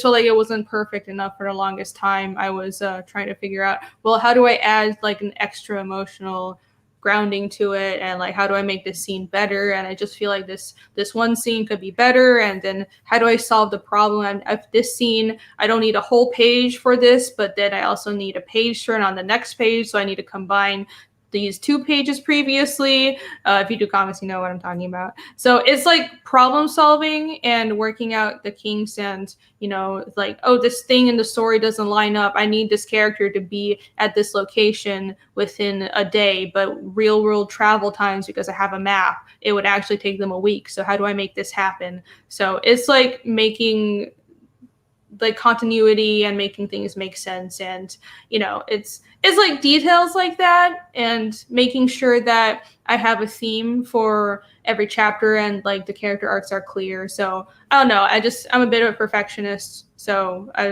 that's the trouble that I run into creatively. It's like problem solving for these. So if Feindish like really took off, would you ever bring in another writer or another person to draw, like to be able to put out more material, or do you think that Feindish will always be your baby, just like I want to bring in, like, I wouldn't bring another writer, but I would bring in, I want to get people to do at least like background work or inking. The trouble is just finding someone that is good enough. I need someone that is close enough to my style and is like good and can commit, isn't going to like flake out, because a lot of artists are really flaky. But I have no problem with finding another person to do I think I always want to do the pencils, and I'm going to be doing the writing. But if I can find someone to do the inks, that's cool, because I want the readers to get their product as soon as possible. I'm just not at that point yet, but down the line, maybe that could happen. Yep. We got another question. Dang, dropping stuff here. Oh no! Don't drop stuff. Dr. Shocker asked when I become. When you do this is not even a question of if, but when she becomes famous, what charity will she start with all those millions, and why? I don't know. It's a good question. I don't know. Besides from like, I feel like health stuff. I don't know. Like not to get too dark, but it's. First of all, I think I would definitely like to help out young comic artists, and like it's because I know it's hard to start out. So, and like art school is kind of ridiculous, and I think we should do away with that system anyways. I think we should bring back apprenticeships, but something to help, like a grant or something to help comic artists, young comic artists who have talent to start out. I think I would be happy to. I mean, if I get to that point, I would. So, I mean, in your experience, in your like more recent experience, is a degree like a necessary thing, or to jump in, or do you find like natural artists like submitting work, getting just as many jobs? I haven't found that. It depends. For gaming, my degree has mattered because they want you to have a degree, but it hasn't even mattered like, oh, I need an art school degree. Like I could have gotten a degree from a community college and they wouldn't care. They just want a freaking degree. They just want to know like, okay, you can like read competently and you can write an essay, and you can. I think having a degree is more about people want that guarantee that, okay, this person can do work on time, because that's what a college degree says. But an actual art school degree hasn't helped me that much, because I was working before I graduated, and the only reason I graduated is because like I have an Asian family and they would have killed me if I didn't actually graduate. So you know how it is. Year one you figured out like I'm kind of wasting my money, probably a lot of my time, and you're like, it's luckily no, I had a scholarship, so like I was fortunate. I didn't have to go into debt, but if I had to go into debt, I would have dropped the fuck out. Like, did you go? Okay, wait. So did you go to American school or Asian school for drawing? I went to high school in Asia, but then I came to America for college. Okay. I was sitting there thinking like, God damn, Asia's got to be real tough to get a scholarship. No, it's got to be like the most competitive market. No, I don't even know like if Asian colleges have scholarships, but they're not as expensive though. College in Asia is not that expensive. So, there has been a lot of criticism about like a lot of artists coming into the mainstream because they're coming from like this Cal Arts like background where they have this very basic kind of garbage style, I guess you would call it. You know what I mean? Well, just not artistic at all. You know what I mean? Like, even if you don't like 90s action, whatever, you can still say that those characters were drawn better, you know, than what's coming out now. And I feel like because of like some of the modern styles, like where people are getting lazy, like there's a lazier version of some stuff that looks kind of cool because it's a different style, but it's like more the modern thing. Mm-hmm. And I don't know. Did you find like your classmates having like similar issues or anything, or like there was like very cookie cutter stuff that they were trying to teach you? Not at. I went to SCAD, so Savannah College of Art and Design, and I don't think I encountered a lot of that style. There were a lot of people who wanted to draw anime style, and that was pushed back against. And I don't want to be mean, but there were a lot of students who like did a bad anime style, and I feel like that kind of gave the professors a bad impression of anybody who had an anime influence, and I did. So for the longest time, my professors were trying to make me not draw in my natural style, and honestly, that's one of my biggest regrets with doing art is like I wish I stuck with my original style and just didn't like I learned a lot of valuable stuff in art school. Most of what I learned was visual storytelling, and because I did not know visual storytelling when I started college, and I needed to learn that. But like as far as art goes and raw drawing skills, I feel like I should have just developed that on my own instead of listening to other people tell me what style I should draw in, because I ended up doing a style that wasn't my own. I had to revert back to that when I decided I would go independent and draw Feindish, and like I had to find my style again. But no, going back to the original question, in art school, we didn't have like the Cal Artsy style. But there was, yeah, not so much of that. It was people who wanted to draw in a manga style. We had sort of like indie American books, like you know how indie American books were around like 2010 or so. That style, like stuff like Blankets, Craig Thompson style. A lot of people would draw like that, and some like a small amount of people, less than the majority, who wanted to do superheroes. But yeah, that was a scene when I was in school. But if I went to Cal Arts, I'm sure it would have been different. But they didn't accept me, so They didn't accept you. No, they thank didn't. God. For real, thank God. Yeah, like, I that think- would have been a crying shame. I think either they waitlisted me or they didn't accept me, and then Rhode Island RISD also waitlisted me, and See, so well, did you fill out your application as Asian, because that's where you got beat out? Like, I probably if you were applying to Cal Arts.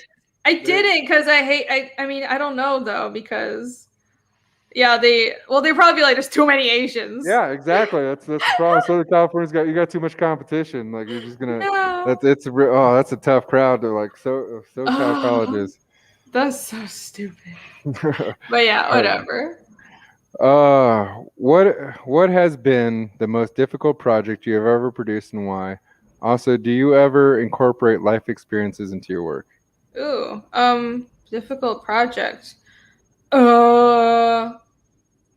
I think working in animation straight out of college, and that was the hardest for me, because that was the stage where it's like I was just starting out, I was young, and I didn't have anything like experience under my belt, so I had to just do whatever people told me to. And first of all, I was poor as dirt, so I had to take like a 2-hour transit to work every day. So it was I had to walk, take a bus, take a train, and then take a bus, and then walk again every single day. And I would get home at like 10 p.m. I didn't have time to do my own stuff, and that was like 2 years of that.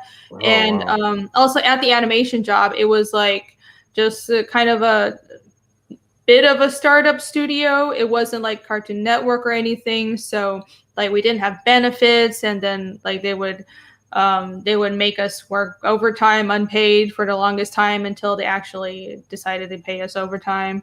And I also didn't have the best boss. But like, I think that was the hardest time, where I made myself suffer through it, just because I just kept on telling myself this is what I had to do. Like I had to pay my dues, right? But I feel like looking back, I don't know if I needed to do that. I feel like maybe I would have done better if I had just, been smarter, gotten a non-art job that was easier, and focused on developing my own style. Because like the one thing I hate more like art wise than anything else is just being an art monkey. Like I hate that. I can't do that. I Like was gonna, I was gonna I'm in ask the you, like, game to is the be. art job, was that a difficult game for you? Because I feel like that, when you're dreaming about it as a kid or whatever, you're like, oh, it'd be great to be an artist, but then like you go work commercial art and they're like, you have to draw a turtle. Like, I don't want to draw a fucking turtle today. Like, Jesus Christ. Well, and the reason I want to be an artist is I want to have creative control. I want to do my own shit. And like I never really wanted to be an art monkey for other people. I never liked that. Like I barely like taking commissions. Like I don't even take commissions anymore unless it's a cool idea, but that's because I can afford to pick and choose now. But back then I couldn't afford to pick and choose. So like that was the hardest for me. And some people are okay with just doing whatever art they're told as long as they're paid. I'm not. I need to be invested in what I'm doing. So did school teach you anything, like, 'cause so like a big thing that I think is really cool is Joe Capitano is doing like a series of videos and working on building like a supplemental guide, I guess, to help artists out and talking about different things that, impact art, like perspectives and stuff and tools and different things. And like just putting together like a Google file too of like, that kind of stuff that's useful. Sorry. Well, With that kind of like, have you seen that kind of thing? And have you thought about like adding in anything to something like that? Not really. I don't think I'm the best teacher. Like, so I'm not. It's not that I don't want to help out artists who are trying to improve or starting out, but I'm just. It takes a lot of time, and I'm not really interested in teaching. It's just not really like in my wheelhouse or in my personality. But if like I'm open to taking apprentices. Again, I'm a big advocate for the apprenticeship system coming back. Like in place of college, we should have apprenticeship systems for like trades and for the arts. That should be a new kind of accreditation. So I would love to have apprentices, like not just like the manga studio system, right? I want to build something like that. But like I don't think I'm not really a natural teacher, and I have to focus on my own work. But if there's like someone here actually like, okay, you're helping me on my project, but while you help me like do backgrounds for Feindish, let me teach you about perspective, I can totally do that. So I have another question. Have you ever thought about like tattoo work or tattoo art, or like just like, because you said you did I different commission designed work. this. Okay, there you go. Have you have Yeah. you have you thought about putting together like a flash sheet or something and selling some of those as well? Like, I haven't thought of selling flash sheets. I did think of doing tattoo work. So at one point I had to choose either I was going to go into gaming or I was going to do tattoos. And I realized gaming was more money up front, and tattoos, you had to do an apprenticeship and then you wasn't paid. And it was like, I need to pay the bills. So I decided to go into gaming. But I did think of doing tattoos seriously for a while.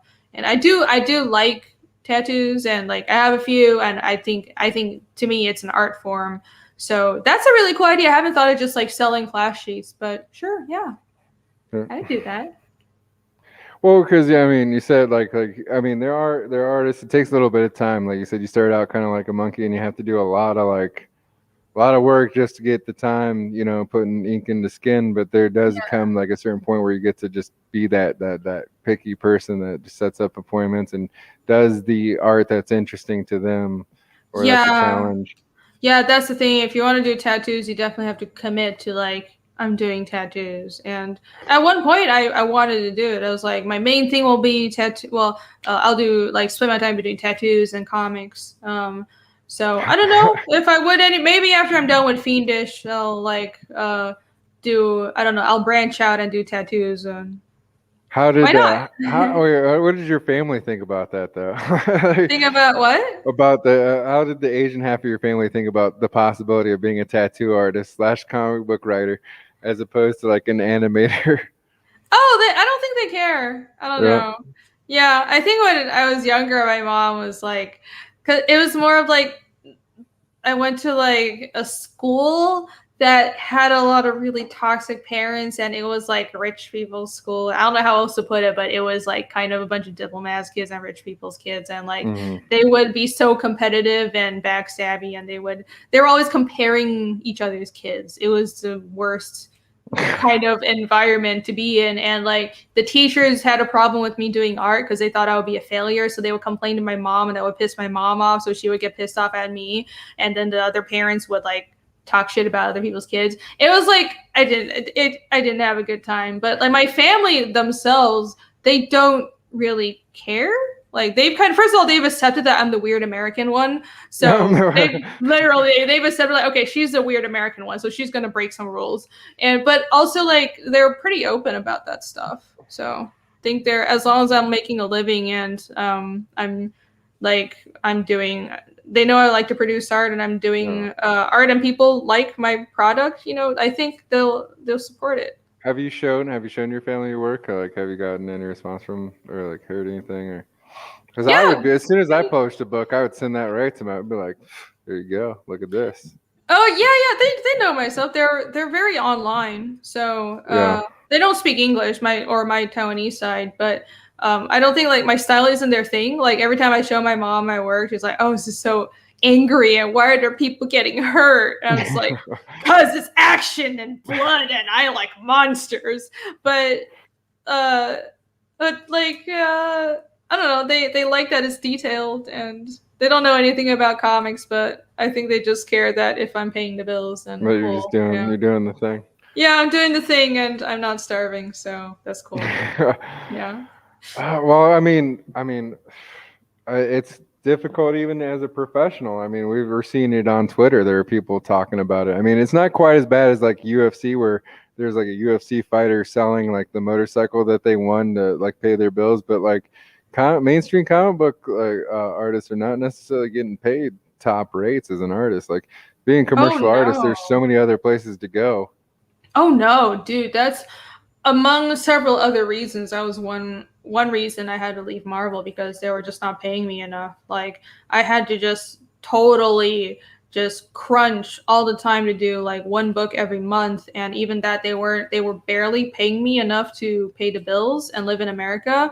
And then the work started petering off, and they stopped giving me that many work, and it was like sporadic, so I wouldn't get work every month. And then it became they would only offer me work on like kids books, which is totally not my style, but I had to take the work because I just needed the money. But then they were asking me to do rush jobs for reduced rates. That's the point that it got to. And I was just like, I can't do this anymore. Like I'm not in this just to work for the giant, shining, amazing thing that's Marvel. Like I don't care about that. I want to, like, this is just a step on my journey to doing my own thing. Well, so, I mean, I could see, like, when you're first starting out, you might have an adjustment period. Like you start working professionally, you start doing art on like a commercial level, and you have to like put out a book, like getting to that. But if they're starting to ask you to do rush jobs and then asking you to take less money for it, I mean, that's ridiculous. Like, it was weird. Like it got worse and worse the longer I worked there. It was, I don't know what's going on. So did you ever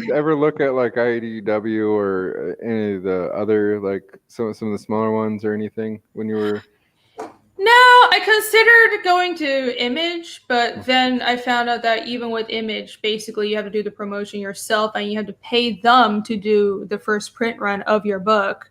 And so at that point I figured, well, why don't I just do crowdfunding? Why would I go and have, like, Image, you own the rights, but with any other publisher, I have to share the rights, and I don't want to do that. So why don't I just do crowdfunding? And like, it'll be harder, but I can do my own promotion. I'm very passionate. I can make my own publishing company, which is what I have done.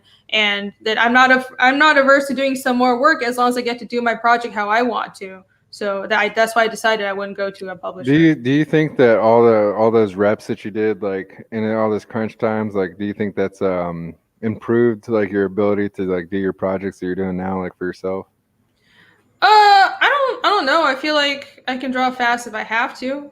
But the style that I was doing then, it didn't help me develop my style. Like I had to figure out my own style for Feindish. So I don't know. Honestly, I think the short answer is no, which is very sad. But really, it was just like I had to do this to pay the bills. And I've learned more from drawing Feindish, like artistically and with like in every other aspect, storytelling wise, art wise, and just like managing, like I'm doing like how to manage crowdfunding and do your like being a small business.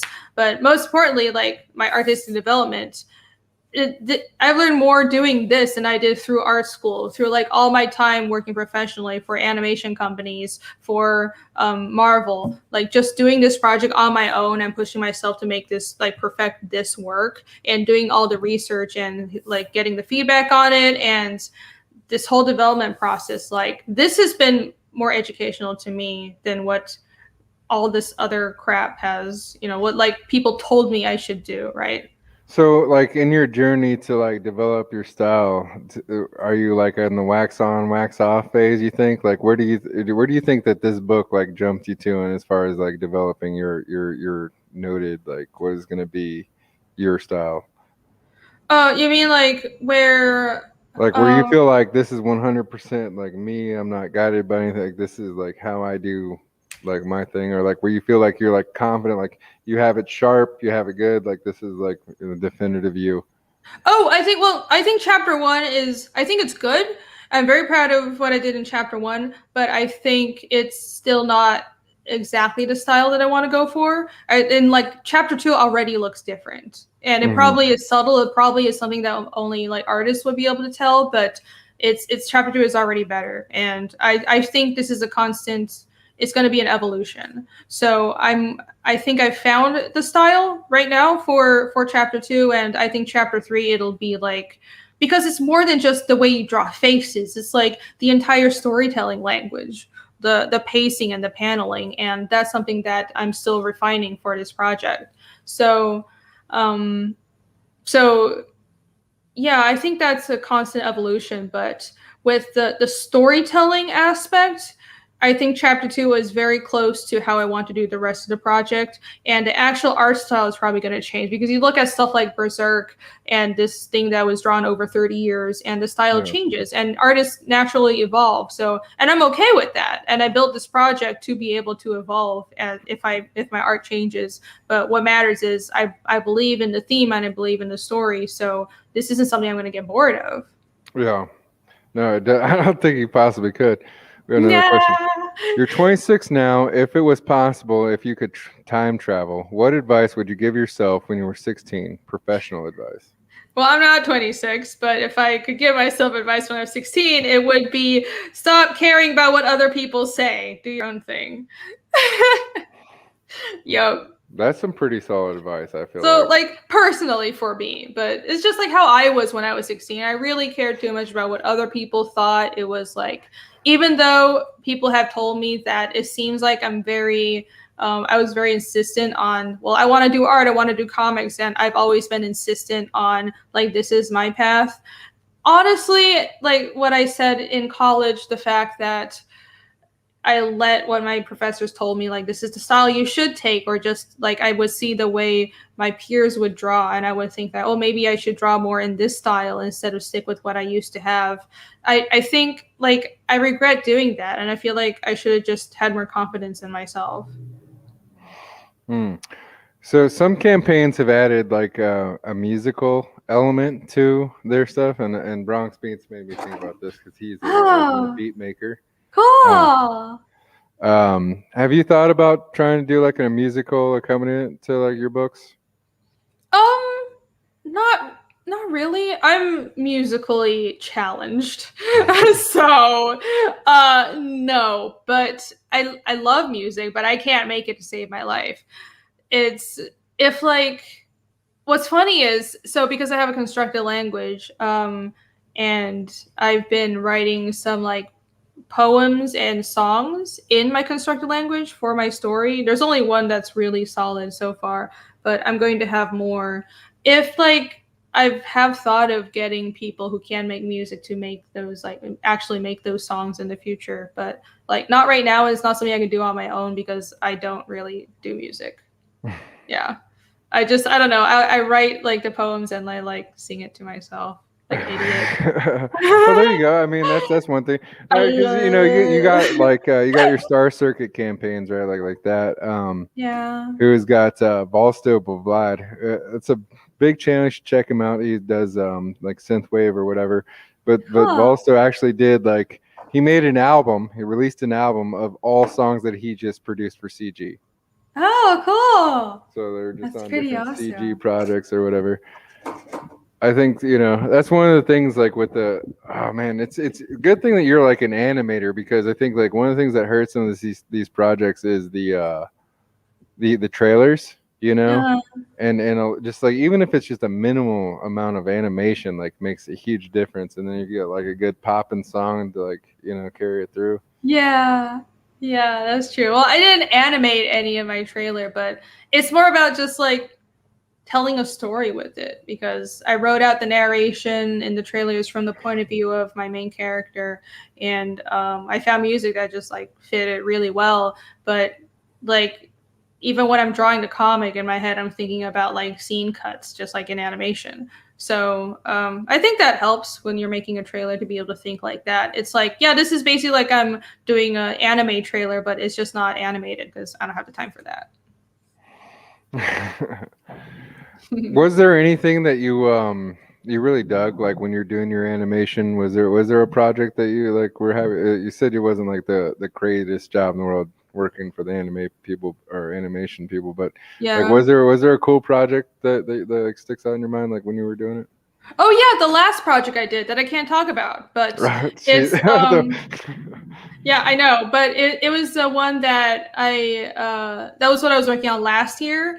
It was the last job I had at my last company. But if some people might know what it is, but it should be coming out soon. It got delayed because of COVID.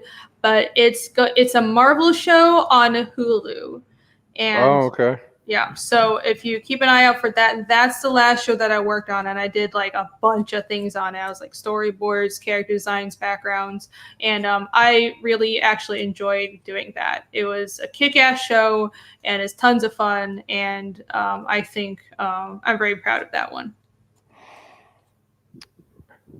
Have you thought about starting a Patreon? I have a Patreon. You have a Patreon. Yeah. So we check that out. That's the one link I Yeah. don't have in my description. I'll have to add it. Yeah, I have a Patreon, so I try So to what I comes with post your Patreon? What happens on Patreon with Rainy Draws?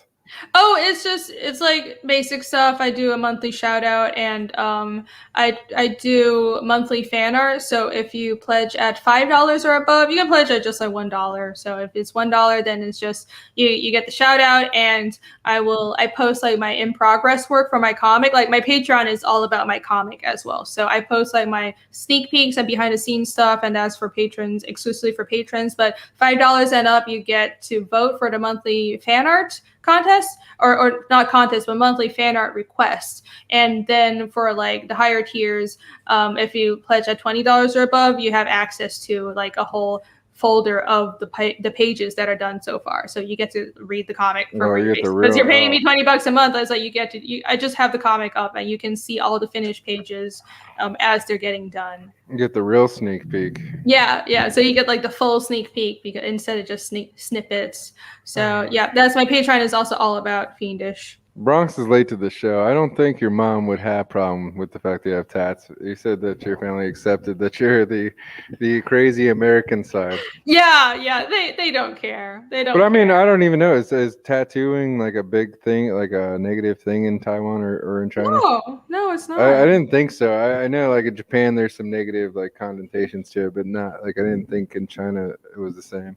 Yeah. It's not. There isn't really a negative connotation because in Japan it's tied to the yakuza, but it also depends. Like nowadays, it's not as much of a stigma, and no, a lot of people in Taiwan have tattoos. And honestly, Taiwanese society is it's pretty open. Like people don't really care that much about that stuff, and especially like my family is like they're like most Taiwanese people are. It's like the culture is traditional but also open, and I like it. And honestly, I really like living in Taiwan. It's just that there aren't any opportunities for what I'm doing there, so I had to leave. But I like the cultural vibe there, and like my family especially, we've had, it's not like super artsy, but my mom was an artist. She was a sculptor, and I have an uncle who is a musician, so he has a guitar shop. Oh, there you go. So yeah, it's my family is not super strict about that kind of stuff. Man, that's the like my ex-wife is a plays the piano and stuff, and I was like telling her, I was like, stressing to her, like, and she speaks the second language because her family lived in Africa because her dad's a petroleum engineer. I was like, this is stuff we got to pass to the kids, like this, like we need to take advantage of this time, like right now, like my son's like 9 years old, and I was like, right now is the time to start, like this is when it's easy for a kid, we start Yeah. trying to do this stuff at like 13, 16, like it's going to be so much harder. Or if you're like 20 or an adult trying to learn how to play guitar, it's going to be way harder.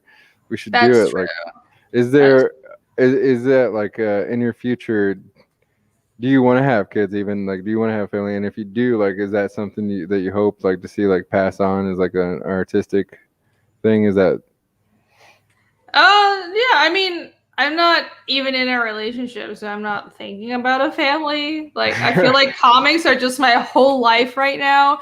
But like, if I have kids, I feel like, dude, I just want them to be happy. you If just they do made comics, you that would be made so cool. many But people, like people are gonna watch back this last part.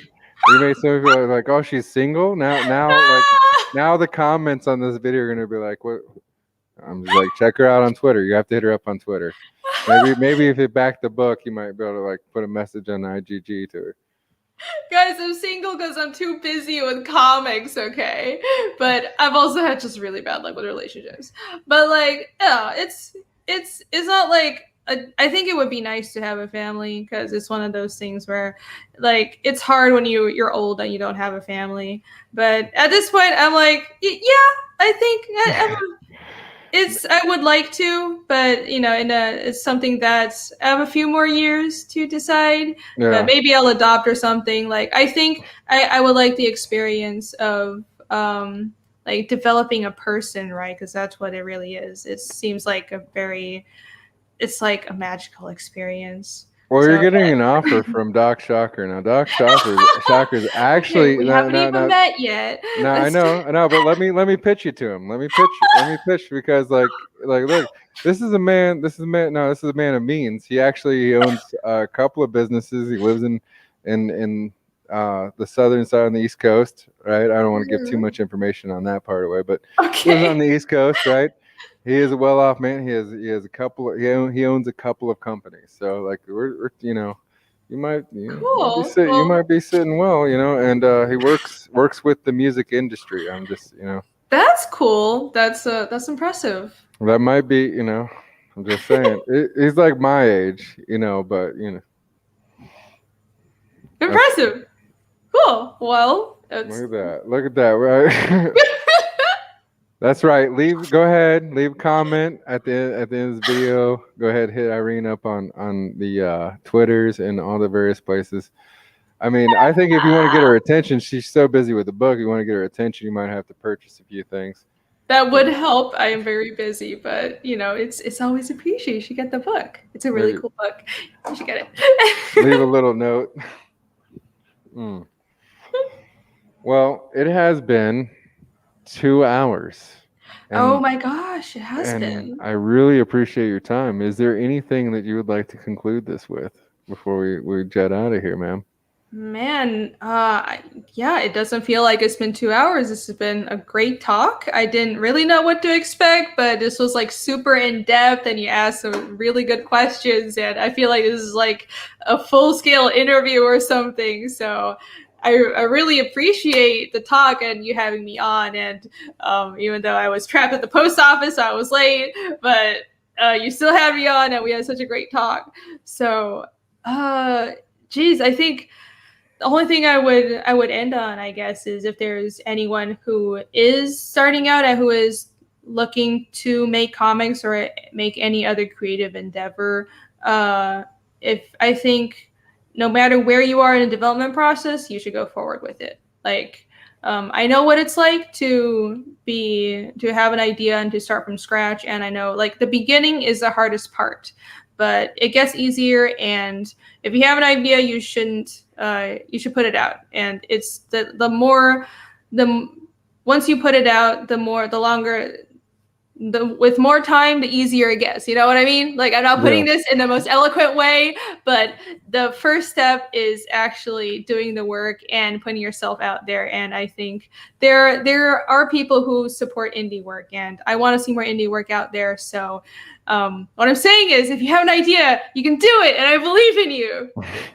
And that's what I'll end on. There Indie you go. comics, yay! I think that you've embodied all. Woo! Good show. You're an amazing, great host, an actual host of hosts. Good luck to you and your career. All right.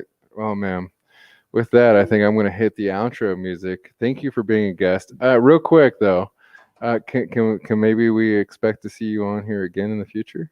Of course, I would Maybe love a to come return back guest. on. Oh, there we go, Yes, people. definitely. There we go, gentlemen. If you missed your chance this time, you didn't ask the question early enough that she was single. Now we're closing the show out. So you're gonna have to buy something if you want her attention, or you're gonna have to wait till I bring her back. And who knows?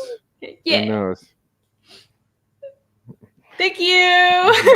Thank you for having me on. And Definitely. yeah, thank you, Chet, for joining us. It was really nice talking to all of you. And with that, we will. Let's see. I have to. Oh, I'm not on the button today. Let's see. It's all right. Dun, dun, dun, dun, dun. I'll sing the outro. Dun, dun, dun, dun, dun, dun, dun. I don't even know your outro music. We have so many videos. I had to switch things. All right, there we go.